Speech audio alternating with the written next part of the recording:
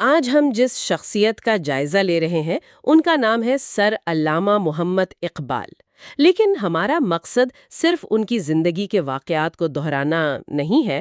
ہمارے پاس ان کی ایک مختصر سوانح حیات ہے اور ہم اس کے ذریعے ایک سوال کا جواب ڈھونڈیں گے۔ سوال یہ ہے کہ سیالکوٹ میں پیدا ہونے والا ایک شاعر جرمنی میں فلسفے کا ڈاکٹر کیسے بنا؟ اور پھر برطانوی ہندوستان کی سیاست کا ایک اہم کردار، یہ سارے دھاگے آپس میں جڑتے کیسے ہیں؟ یہ ایک بہت بہت ہی اچھا پوائنٹ ہے۔ اقبال کو اکثر خانوں میں بانٹ دیا جاتا ہے: شاعر، فلسفی، سیاستدان۔ لیکن اصل کہانی جو ہے وہ ان خانوں کو جوڑنے میں ہے۔ ان کی زندگی آپ دیکھیں، ایک مسلسل فکری سفر ہے، اور یہ سوانح حیات ہمیں اس سفر کے اہم پڑاؤ دکھاتی ہے، خاص طور پر اس دور میں، یعنی 1877 سے 1938 تک، ایک ایسا وقت جب ہندوستان اور پوری مسلم دنیا اپنی شناخت کے بحران سے گزر رہی تھی۔ ان کی پوری زندگی برطانوی راج کے سائے میں گزری، اور یہ پس منظر ان کے کام کو سمجھنے کے لیے بہت ضروری ہے۔ داز کر دیا جاتا ہے، لیکن یہی تو وہ جگہ ہے جہاں شخصیت کی بنیاد ہوتی ہے۔ ماخوذ بتاتا ہے کہ انہوں نے 3 شادیاں کی اور ان کے 6 بچے تھے۔ یہ صرف اعداد و شمار نہیں ہے، یہ رشتے ہیں، ذمہ داریاں ہیں، انسانی جذبات کی ایک پوری دنیا ہے۔ یقیناً، اور ان کی زندگی میں ذاتی نقصانات کا بھی بہت گہرا اثر ہے۔ مثال کے طور پر، جب 1914 میں ان کی والدہ کا انتقال ہوا تو انہوں نے ایک لازوال مرثیہ لکھا۔ والدہ مرحومہ کی یاد میں۔ جی، اس نظم کو پڑھ کر اندازہ ہوتا ہے کہ ذاتی دکھ کیسے ایک آفاقی فلسفے میں ڈھل جاتا ہے۔ وہ اپنی ماں کی موت پر روتے ہوئے کائنات میں انسان کی بے بسی پر سوال اٹھاتے ہیں۔ تو ان کی شاعری صرف خیالی نہیں ہے، صحیح، بلکہ حقیقی زندگی کے تجربات سے کشید کی گئی ہے۔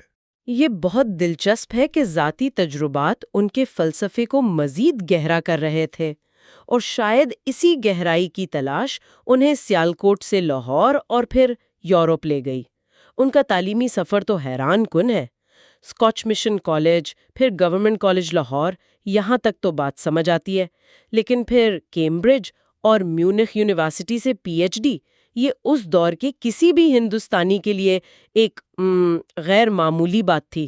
غیر معمولی ہی نہیں، بلکہ یہ ان کے فکری منصوبے کا ایک اہم حصہ تھا۔ وہ مغرب صرف ڈگری لینے نہیں گئے تھے، وہ یہ سمجھنا چاہتے تھے کہ مغرب کی جو علمی اور مادی ترقی ہے اس کے پیچھے کون سی قوتیں ہیں۔ اچھا، اور مشرق، خاص طور پر مسلم دنیا، کہاں غلطی کر رہی ہے۔ یہ ایک طرح کی، آپ کہہ لیں، علمی جاسوسی تھی۔ علمی جاسوسی؟ یہ تو بڑی دلچسپ اصطلاح ہے۔ جی، وہ مغرب کے فکری ہتھیاروں کو سمجھ کر انہیں مشرق کے دفاع کے لیے استعمال کرنا چاہتے تھے۔ اور اس کی سب سے بڑی مثال شاید ان کا پی ایچ ڈی کا مقالہ ہے۔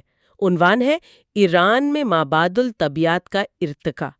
یہ عنوان ہی اپنے اندر ایک کہانی چھپائے ہوئے ہے نا؟ بالکل۔ دلچسپ بات یہ نہیں کہ انہوں نے یہ مقالہ لکھا، بلکہ یہ کہ انہوں نے اسے کیسے لکھا۔ انہوں نے ایرانی تصوف اور فلسفے کا تجزیہ، جو کہ خالص مشرقی موضوع ہے، اس کا تجزیہ جرمن آئیڈیلسٹ فلسفے کے اصولوں پر کیا۔ اچھا، گویا انہوں نے ایک مشرقی روح کو مغربی عقل کی چھلنی سے گزار کر دیکھا۔ یہی وہ امتزاج ہے جو بعد میں ان کی پوری شاعری اور فکر کی بنیاد بنا، جہاں وہ رومی کی روحانیت کو نیٹشے کے تصور فوق البشر سے ٹکراتے ہیں۔ تو یہ مقالہ صرف ایک تعلیمی مشق نہیں تھا، یہ ان کے پورا فکری پروجیکٹ کا اعلان تھا، مشرق اور مغرب کا مکالمہ۔ تو کیا ہم یہ کہہ سکتے ہیں کہ وہ مغرب سے مروب تھے یا پھر وہ مغرب پر تنقید کر رہے تھے؟ دیکھیں، نہ وہ پوری طرح مروب تھے اور نہ ہی مکمل طور پر ناقد۔ وہ ایک بہت ذہین طالب علم تھے، جو اچھے اور برے کی تمیز کر سکتے تھے۔ وہ مغرب کی علمی ترقی، ان کی محنت، ان کے نظم و ضبط کے تو قائل تھے، لیکن وہ مغرب کی روح سے خالی مادیت، ان کی استعماریت، اس پر شدید تنقید کرتے تھے۔ جی، ان کی مشہور تصنیف پیام مشرق دراصل جرمن شاعر گوئٹے کی مغربی دیوان کا جواب تھی۔ گوئٹے نے مشرق سے پریرنا لی تھی، اور اقبال نے مشرق کی طرف سے اس کا جواب دے کر بتایا کہ مشرق کے پاس بھی مغرب کو دینے کے لیے بہت کچھ ہے۔ تو یہ ایک برابری کی سطح پر مکالمہ تھا۔ جی بالکل۔ اور اسی فکری بنیاد پر ان کے خودی کے فلسفے نے جنم لیا۔ ماخذ میں ان کے مکتبہ فکر کو اسلامی فلسفہ اور مثالیت پسندی یعنی آئیڈیلزم کہا گیا ہے۔ یہ آئیڈیلزم کیا ہے اور اس کا خودی سے کیا تعلق ہے؟ سادہ لفظوں میں آئیڈیلزم یہ نظریہ ہے کہ حقیقت کی بنیاد مادی چیزیں نہیں بلکہ خیالات ہیں، شعور ہے یا روح ہے۔ اقبال کے نزدیک کائنات کی اصل حقیقت ایک تخلیقی شعور ہے اور انسان اس شعور کا سب سے اعلیٰ مظہر ہے۔ اچھا۔ ان کا فلسفہ خود ہی اسی نظریے کی عملی شکل ہے۔ یہاں خودی کو ایگو یا تکبر سمجھنا ایک بہت عام غلط فہمی ہے۔ جی، یہ بہت عام غلط فہمی ہے۔ بالکل، اقبال کی خودی کا مطلب ہے خود شناسی، اپنی ذات کی لامحدود صلاحیتوں کو پہچاننا اور انہیں علم اور عمل سے بلند ترین سطح پر لے جانا۔ یہ اندر کی طاقت کو جگانے کا نام ہے۔ اور پھر اسرار خودی کے بعد وہ رموز بے خودی لگتے ہیں۔ یہ تو ایک تضاد لگتا ہے۔ پہلے وہ فرد کو اپنی ذات پر توجہ دینے کا کہہ رہے ہیں اور پھر بے خودی یعنی خود کو مٹا دینے کی بات کر رہے ہیں۔ یہ تضاد نہیں ہے بلکہ تکمیل ہے۔ تکمیل کیسے؟ دیکھیں، اقبال کے نزدیک خودی کا سفر 2 مراحل پر مشتمل ہے۔ پہلا مرحلہ ہے اسرار خودی، جہاں فرد اپنی ذات کو مضبوط کرتا ہے، اپنی صلاحیتوں کو نکھارتا ہے اور ایک طاقتور شخصیت بنتا ہے۔ لیکن سفر یہاں ختم نہیں ہوتا۔ اگر فرد صرف اپنی ذات میں گم ہو جائے تو یہ تو خود غرضی ہے۔ صحیح۔ اس لیے دوسرا مرحلہ ہے رموز بے خودی، جہاں یہ مضبوط فرد اپنی خودی کو ملت یعنی قوم کے اجتماعی مفاد کے لیے وقف کر دیتا ہے۔ اس کی ذات ملت کی ذات میں گم ہو کر امر ہو جاتی ہے۔ اچھا، تو خودی فرد کی تعمیر ہے اور بے خودی اس تعمیر کا معاشرتی مقصد ہے۔ فرد اور معاشرے کے درمیان ایک بہت ہی خوبصورت توازن کی کہانی ہے۔ تو یہ تو ان کی علمی اور فلسفیانہ دنیا تھی، لیکن اقبال صرف کتابوں اور یونیورسٹیوں تک محدود نہیں رہے۔ انہوں نے اس تمام علم کو عملی سیاست کے میدان میں بھی استعمال کیا۔ وہ پنجاب قانون ساز کونسل کے رکن رہے۔ مجھے ہمیشہ یہ حیرت ہوتی ہے کہ ایک شخص جو اتنی گہری روحانی شاعری کر رہا ہے، وہ ایک وکیل کے طور پر اور پھر ایک سیاستدان کے طور پر کیسے کام کر لیتا تھا؟ کیا ان کی سیاست ان کی شاعری پر اثر انداز ہوئی یا شاعری نے سیاست کو سمت دی؟ میرے خیال میں ان کی شاعری نے ان کی سیاست کو سمت دی۔ وہ کوئی روایتی سیاستدان نہیں تھے۔ ان کی سیاست ان کے فلسفے کا ہی عملی اظہار تھی۔ جب وہ کونسل میں کسانوں کے حقوق پر، تعلیم کی ضرورت پر یا مذہبی گروہوں کے مستقبل پر بات کرتے تھے تو ان کے پیچھے ان کا خودی اور ملت کا پورا فلسفہ کام کر رہا ہوتا تھا۔ وہ ہندوستان کے مسلمانوں کو ایک ایسی قوم کے طور پر دیکھتے تھے جس کی خودی یعنی اجتماعی شناخت کمزور پڑ چکی ہے، اور وہ اس سے دوبارہ بیدار کرنا چاہتے تھے۔ لیکن یہاں ایک اور دلچسپ سوال پیدا ہوتا ہے۔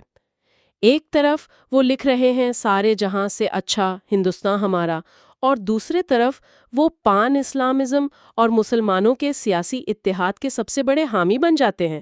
کیا ان دونوں نظریات میں کوئی واضح تضاد نہیں ہے؟ جی، ایک بہت اہم سوال ہے اور اکثر لوگ اسے تضاد ہی سمجھتے ہیں۔ لیکن اگر ہم ان کی فکر کے ارتقاء کو دیکھیں تو یہ تضاد نہیں بلکہ ایک منطقی سفر نظر آتا ہے۔ ترانہ ہندی یعنی سارے جہاں سے اچھا انہوں نے 1904 میں لکھا جب وہ یورپ نہیں گئے تھے۔ اس وقت وہ ایک متحدہ ہندوستانی قومیت کے حامی تھے۔ ٹھیک ہے۔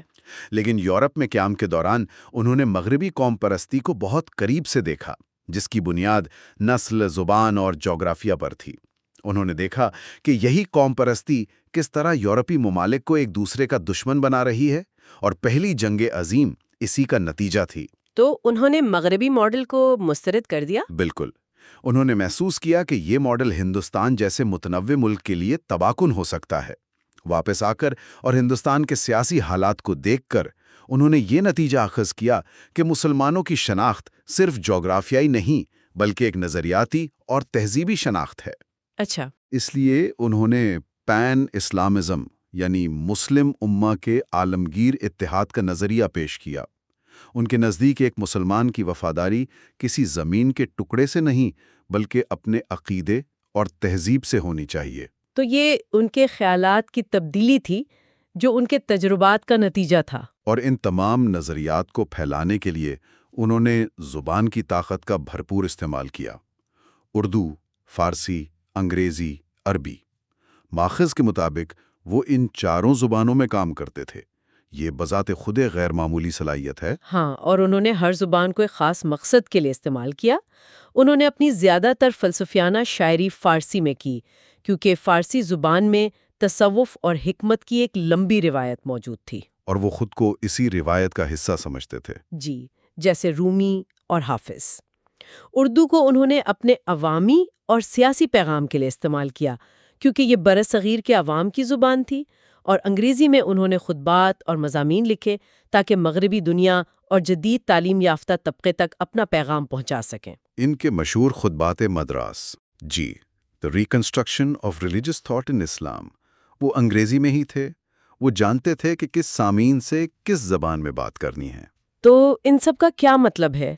جب ہم ان تمام پہلوؤں کو ایک ساتھ دیکھتے ہیں، ان کی ذاتی زندگی، ان کا علمی سفر، ان کا فلسفہ اور ان کی سیاست، تو علامہ اقبال کی کیسی تصویر ابھرتی ہے؟ تصویر ایک ایسی شخصیت کی ابھرتی ہے جو اپنی ذات میں ایک تہذیبی پل کی طرح تھی۔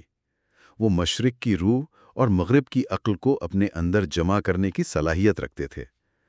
وہ صرف ماضی کے گن گانے والے شاعر نہیں تھے، اور نہ ہی مغرب کی ہر چیز کو رد کرنے والے بنیاد پرست۔ وہ ایک مفکر تھے جو اپنے دور کے سب سے بڑے چیلنج یعنی جدیدیت سے ٹکرا رہے تھے۔ وہ مسلمانوں سے کہہ رہے تھے کہ اپنی روایت کی بنیاد پر کھڑے ہو کر جدید دنیا کے چیلنجز کا سامنا کرو، اپنی خودی کو پہچانو اور پھر دنیا کی تعمیر میں اپنا کردار ادا کرو۔ سیالکوٹ سے میونخ تک کا ان کا سفر صرف ایک جغرافیائی سفر نہیں تھا، بلکہ ایک تہذیب کا دوسری تہذیب سے مکالمہ تھا، جس کی بازگشت آج بھی سنائی دیتی ہے۔ یہ ایک بہترین خلاصہ ہے۔ تو اس گفتگو کے اختتام پر ہم سامعین کے لیے ایک سوچ انگیز سوال چھوڑنا چاہیں گے۔